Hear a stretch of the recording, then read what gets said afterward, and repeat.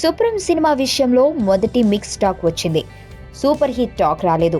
మరోపక్క ఈ సినిమా విడుదల అయిన రెండవ రోజే సూర్య సినిమా 24 విడుదల అవడంతో థియేటర్లలో పగిలిపోయే రెస్పాన్స్ వచ్చింది ఆ సినిమాకి.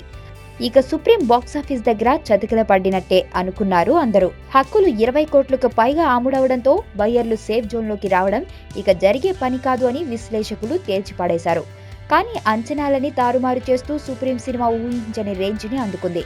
పబ్లిసిటీ విషయంలో కూడా ప్రొడ్యూసర్లు సరైన జాగ్రత్తలు తీసుకోకపోవడంతో ఇప్పుడు ఈ సినిమా లెక్కే వేరుగా కనిపిస్తుంది. సరిగ్గా వారం తర్వాత విడుదలైన బ్రహ్మోత్సవం డిజాస్టర్ అవడం ఈ సినిమాకి బాగా కలిసొచ్చే విషయం. గ్రౌండ్ లో ఒక్క సినిమా కూడా లేకపోవడంతో సాయి ధరమ్ తేజ్ లాంటి యావరేజ్ మార్కెట్ ఉన్న హీరో దూసుకెళ్లిపోతున్నాడు. 20 కోట్ల షేర్ ని ఈజీగా దాటేసి సాయి కెరియర్లోనే అతిపెద్ద కలెక్షన్ వసూలు చేసిన సినిమాగా నిలిచింది. అనిల్ రావిపూడి డైరెక్షన్ లో వచ్చిన ఈ సినిమాలో రాశి ఖన్నా హీరోయిన్ గా చేసింది. సాయి ధరమ్ తేజ్ ఇమేజ్ కంటే ఎక్కువగా సినిమాలోని కథ సినిమాకి హైలైట్ గా మారింది.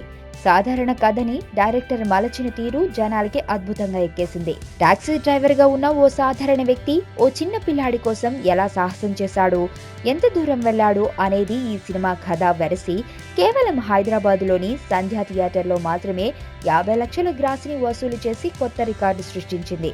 విడుదల అయిన రోజు నుంచి ప్రతిరోజు 2 లక్షల చొప్పున యావరేజ్ గా ఈ సినిమా కలెక్ట్ చేసింది. సాయి ధరమ్ తేజ్ లాంటి చిన్న హీరోకి ఇది చాలా పెద్ద రికార్డ్ అని చెప్పొచ్చు. స్టార్ హీరోలు మాత్రం చాలా తక్కువ రన్లో ఇలాంటి ఫీట్లు అందుకున్నారు. స్టార్ హీరోల తర్వాత అంతటి హవాని లాక్కుని తాను కూడా ఈ రకం స్టార్ హీరో అయిపోయాను అనిపించుకున్నాడు సాయి ధరమ్ తేజ్. అంతేకాదు మెగా ఫ్యాన్స్ ఎప్పటి నుంచో తమ చిన్న హీరోలు అయిన సాయి, వరుణ్ తేజులు ఇద్దరు స్టార్డమ్ అందుకోవాలని చూస్తున్న నేపథ్యంలో సాయి వారికి కొత్త ఊరట ఇచ్చాడు అని చెప్పుకోవచ్చు. వైలెన్స్ లేకుండా చూడగలిగే లవ్ స్టోరీలు ఎప్పుడు వస్తాయి కదా. నీలో ఈ కోణం కూడా ఉందని నాకు తెలీదు. Adventure time. నిన్ను పెళ్లి చేసుకోవాలి, ఐశ్వర్య తెలివిగా చంపాలి.